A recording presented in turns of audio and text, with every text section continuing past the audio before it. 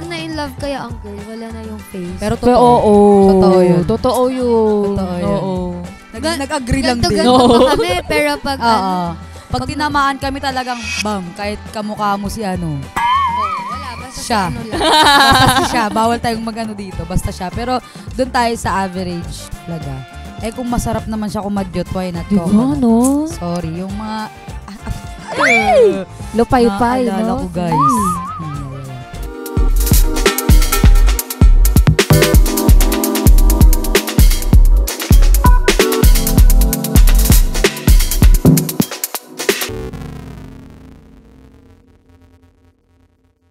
This is Pillow Talk, the show where we talk about our most intimate experiences and tackle topics that are usually served for whispers in private. Ayan, salamat at natutuwa kami na masasamahan nyo ulit kami for another fun episode and kung saan magkukwento tayo about our favorite topics and personal experiences. But before we start, please like and share our official page, FB page, facebook.com, One Take Multimedia. At meron din kaming IG page, guys. Follow nyo po sa Instagram, One Take Multimedia.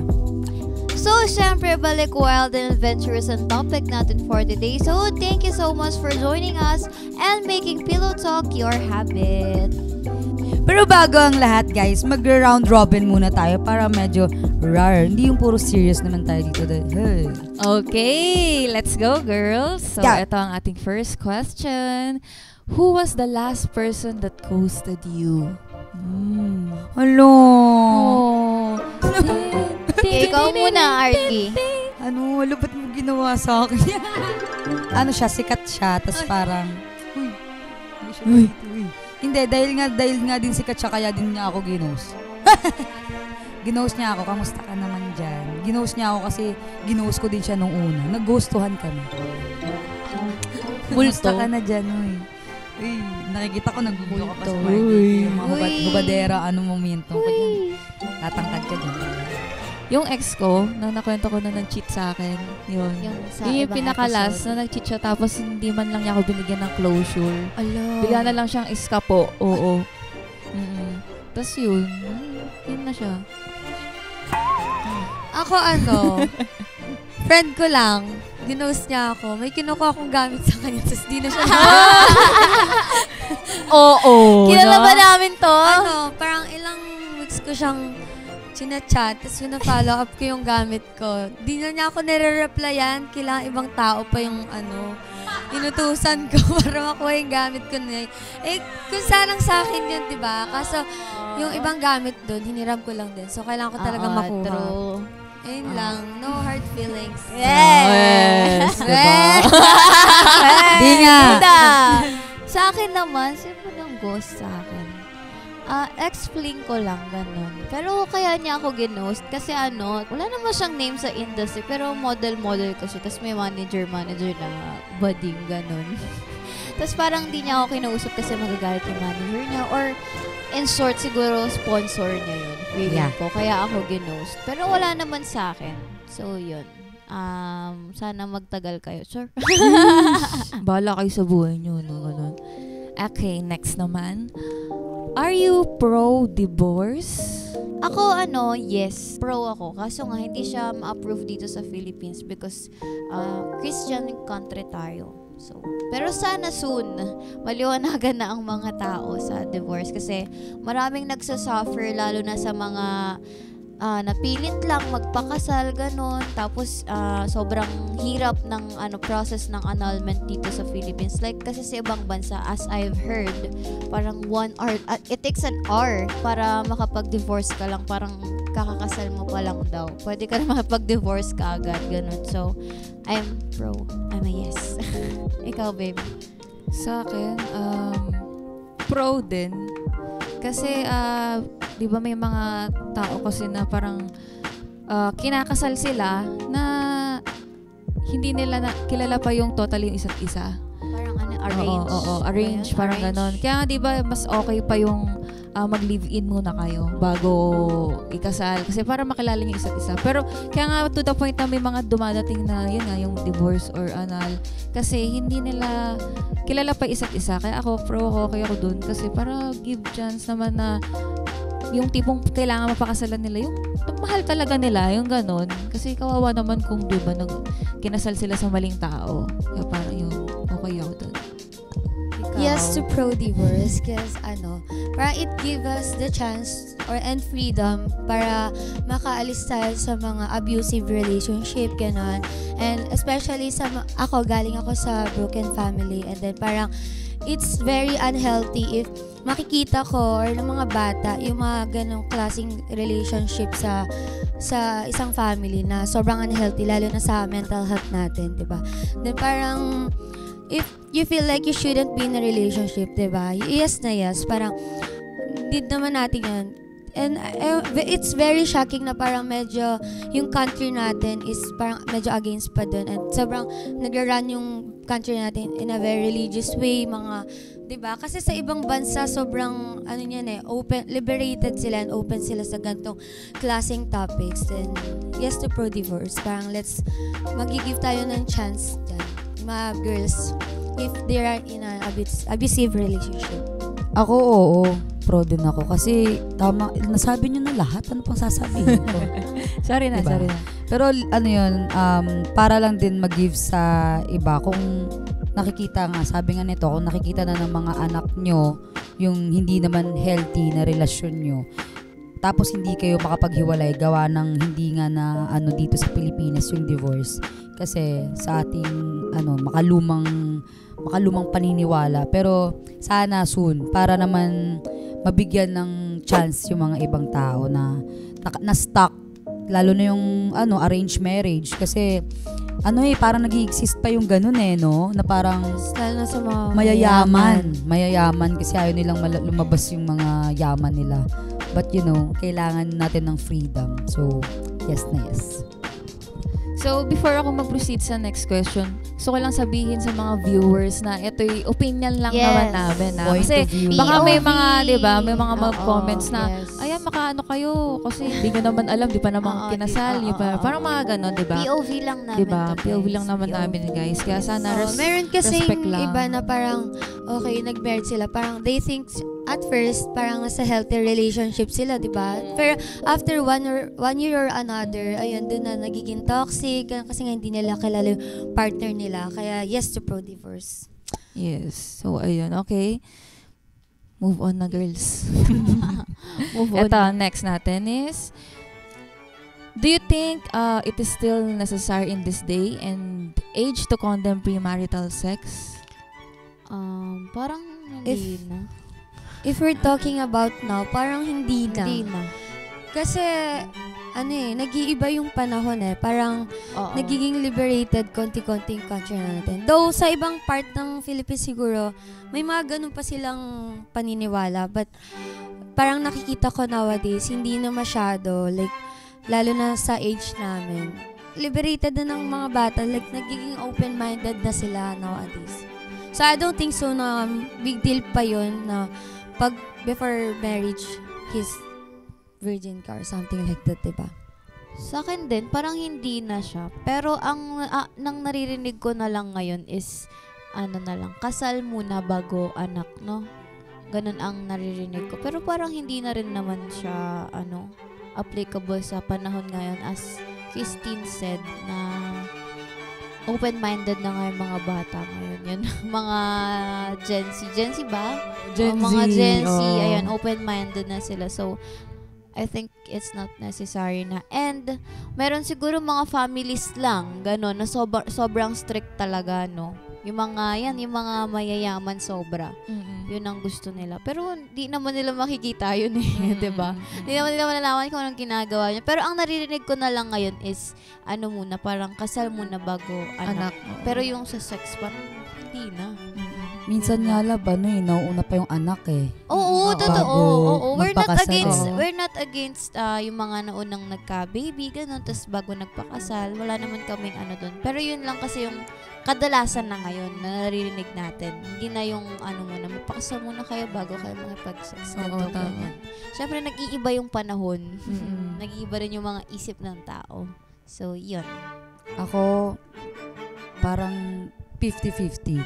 Kasi may pinsan ako na sobrang strict ng parents niya talaga. Tapos parang tinanong ko na, kinasal na sila. Nung kinasal sila, dun lang sila nag-sex love. Wow. As in, yung pinsan ko na yun, kumbaga parang siya, virgin siya eh. Virgin siya na naging, kahit yung guy, virgin din yung guy. Kumbaga, kaya nagets ko sila dalawa na nagtugma din sila na wag muna tayo mag-sex as long na hindi pa tayo kasal. Tapos, congrats guys. So, yung kinasal sila. Nung kinasal sila, after nila kasalin direct, tinanong ko talaga kinagabihan, kinabukasan, masarap. Ano sagot? Ulit-ulitin mo ulit-ulitin mo. Tapos nagkwento siya, kasi close din kami nun. Nagkwento siya, ganun pala yung feeling, ganito, ganyan. So, meron talaga. May mga sumusunod pa sa mga ganung tradition eh. Diba? Para sa akin, as a cousin niya, natuwa din ako kasi kahit papano, may sumusunod pa rin kahit papano. Pero hindi ako against sa kahit magkantutan kayo unang meet niyo pa lang, ganun, for the go. Diba? Doon na tayo papunta eh. So, yun guys. Sa akin, hindi na din necessary. Kasi nga, iba na yung generation natin ngayon eh. Kumbaga, mas open-minded yung mga tao ngayon compare mo noong araw. Siguro kung noong araw is, parang ganon. Kailangan yan, ganyan. Pero dahil sa generation natin, talagang sobrang open-minded na liberated na parang ibang naman sa diba? Hindi na necessary yun. Pero pasok ko lang din, love. Siguro depende din sa tao. Oo, actually depende din sa tao yun eh. Kumbaga kung virgin ka, tapos virgin din to, magkakasundo kayong dalawa sa ganung tema. Ganung sistema. Pero kung yung isa, yung virgin, tapos yung hindi na. Kumbaga, mag-aapila yun eh. Na parang, bakit ikaw? Ganun. Oo. Depende din sa tao din. Depende sa tao, okay. For the next. next. Okay. Ang next question is, eto, medyo okay to. Manggigigil tayo dito, girls. Okay. Handsome and average dick or not so handsome but big dick? Handsome and average dick. Kasi, for me, size doesn't matter naman eh. Performance is. Tama. Diba? Parang, doon tayo sa handsome. Kasi yun naman yung choice doon. But average. Pero, yung performance, dun kasi ako nagbe-base, babe. Kung, paano niya ako masasatisfy or so whatever. Diba? Kung, matutuwa ba ako dito or madi-disappoint lang. Paano kung handsome, tas, big dick na, tas hindi naman ako satisfy. Parang wala din. Hindi ko na siya ulitin, diba? Okay na yung sakto lang. Pero, nasatisfy kayong dalawa. Naging happy kayo after that. Ayan. Sa akin, same, handsome and average, eme. Kasi, kung ang sama na ng mukha, tas big dick. Bakit? Parang, hindi ko naman kailangan ng malaking baka mawasak lang naman na literal. Ang sakit kaya, diba? Okay na yung, sa average lang, pero helicopter! Doon nga, tayo, performance tayo. Okay na ako doon. Ako same din, handsome. Kasi yung mukha yung tinitignan mo. Pag diba? mag-sex ka, diba? Yes. Ganun. Siyempre, ayoko mag-sex sa pangit. Ang sarap mo. And sa performance din yun, kung paano niya ako masasatisfy, ganun. Yun. Kaya kung may mga nagbabalak, uy, charot. Ikaw, Arky. Doon ako sa average. Kasi, alam mo yun, mawawala yung momentum mo pag nagkakantutan kayo, tas ang pangit mo. Sorry, baka mabash ako pero wala eh. Hindi naman ako ipokrita dito eh.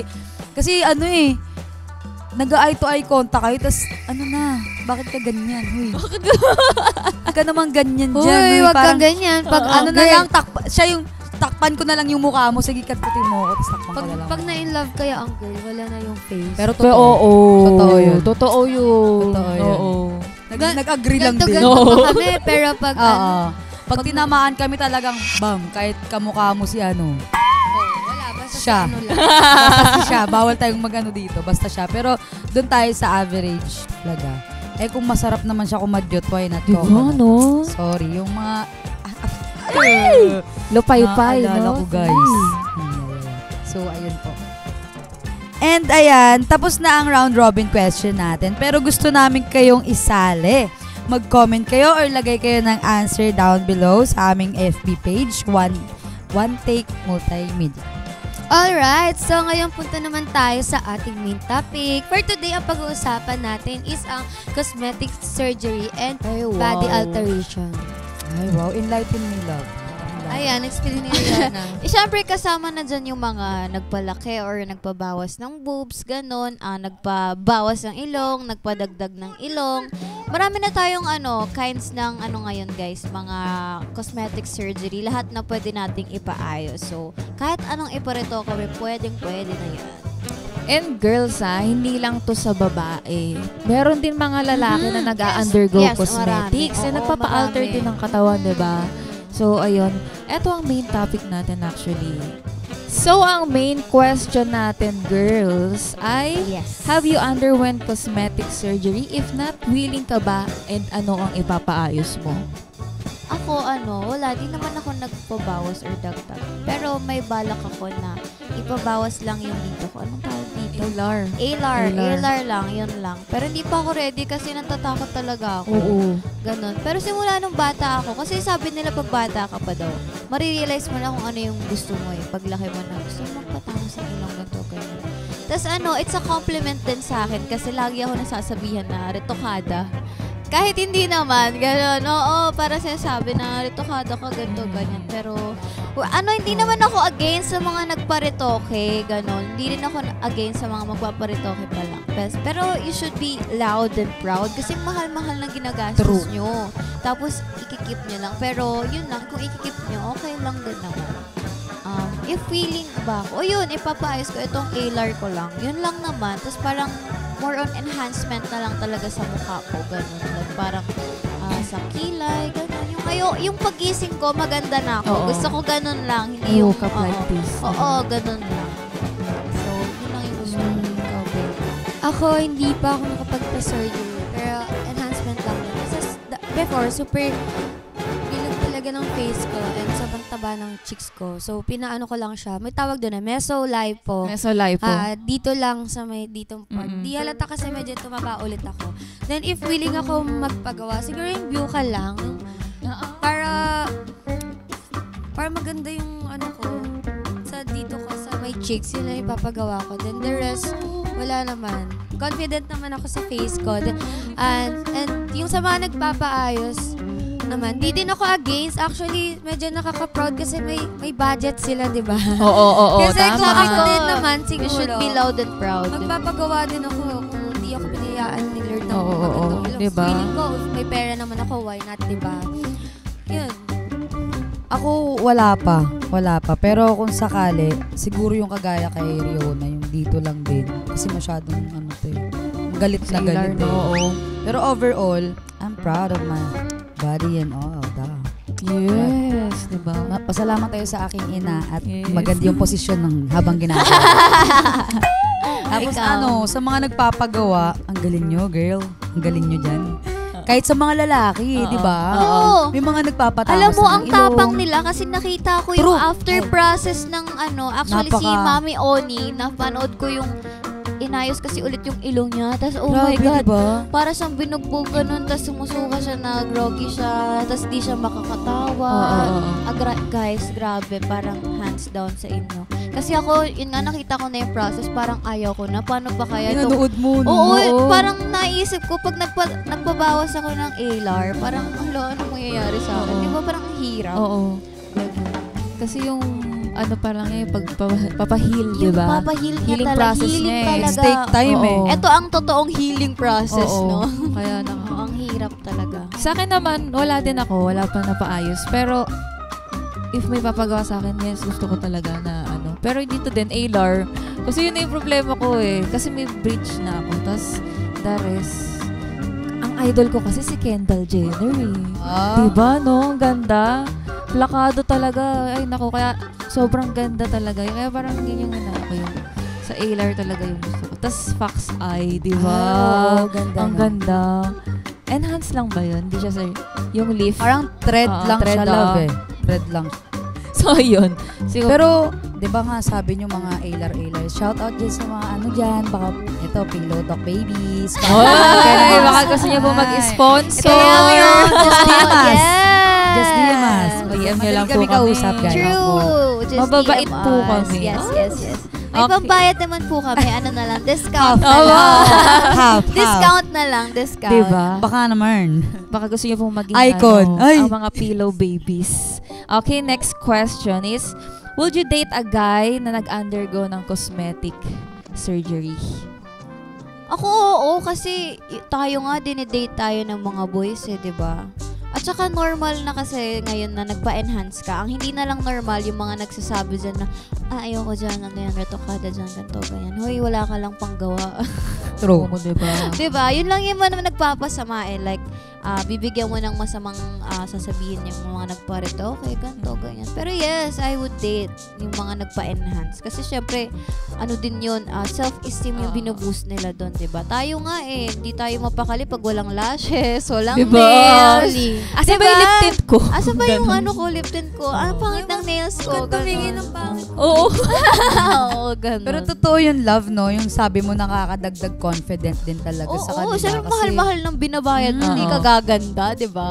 Tsaka for ano naman yun eh, for themselves naman yun eh. Kumbaga kung dun sila confident na parang after nila maritoke, ay, tangina, Oo, sobrang ganda yes, ko na, oo. sobrang pogi ko na. True. Ganon. Oo, pwede. Pwede. Pero hindi ako magpapaka-plastic. Pero, hindi. Hindi naman ako against dahil nagparitoke siya. Pero, as a lalaki kasi, masculine ka dapat eh. Gets mo? What if nagparitoke siya ng ilong tas napaaway kayo? Anong gagawin niya? Ay, hindi ako sasapa kasi ritoke ako eh. Tama. Diba? Oo, may Kumbaga, point ka.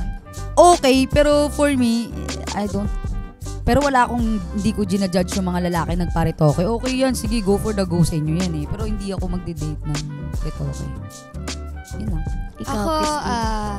yes, depende if saang part siya ng body nagpa-surgery. Kasi may mga nagpapa-surgery lang sa body. So, if wala naman sa face, go talaga ako. Pero if something like sa face siya, nagpagawa, parang feeling ko hindi ko siya i-date kasi like, pag gusto ko pa nagka-baby ako, ganun. Yung result, dun, makikita kasi dun yun eh.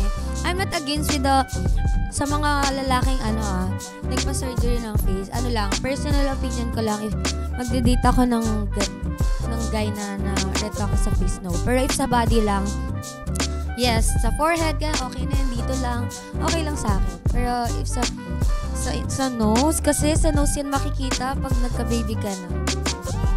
Yes. Ikaw, babe, Sa akin, hindi. Hindi naman ako sa pagiging maarte o choosy kung ano man. Pero, ang hirap kasi. Oo. Tsaka yun nga, may point ka din doon, babe, Arky. Yung sinabi mo na pag may nakaaway ka, nasa bar kayong dalawa.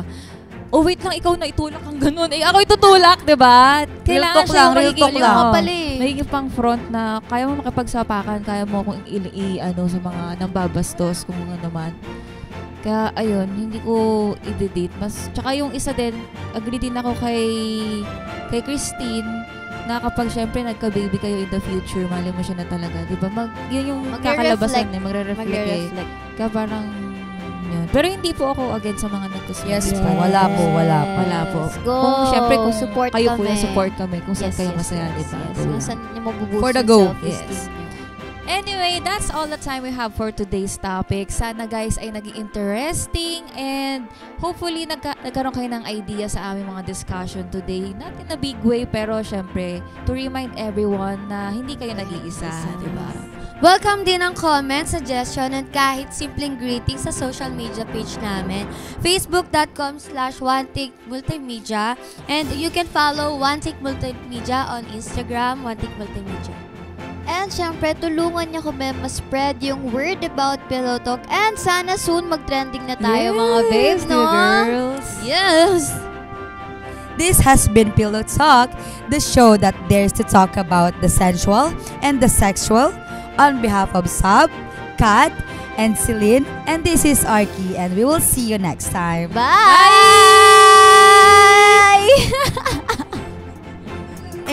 And